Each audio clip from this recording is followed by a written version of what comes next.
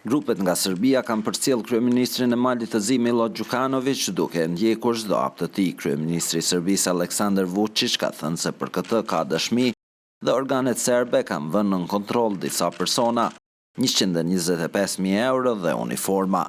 Në një konferencë të jashtëzakonshme, ai ka thënë se shërbime të ndryshme sekrete nga perëndimi dhe lindja kanë shtuar aktivitetet në territorin e këtij shteti.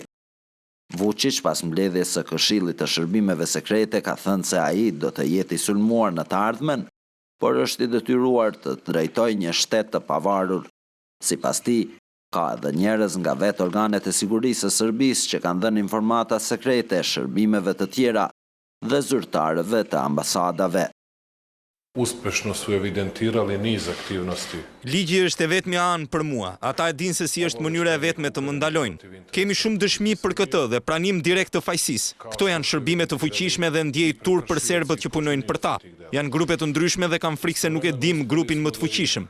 Policia e Malit të Zi arrestoi javën që shkoi 20 shteta serb, të cilët thuajse donin të kryenin atentat ndaj kryeministrit malazez në ditën e zgjedhjeve. Homologu serb tha se janë në liri ende njerëz që kanë përcjell Đukanović me pajisjet më profesionale. Ai ka thënë se askush nuk mund ta shfrytëzojë Serbinë. Idro Seferi, Top Channel, Beograd.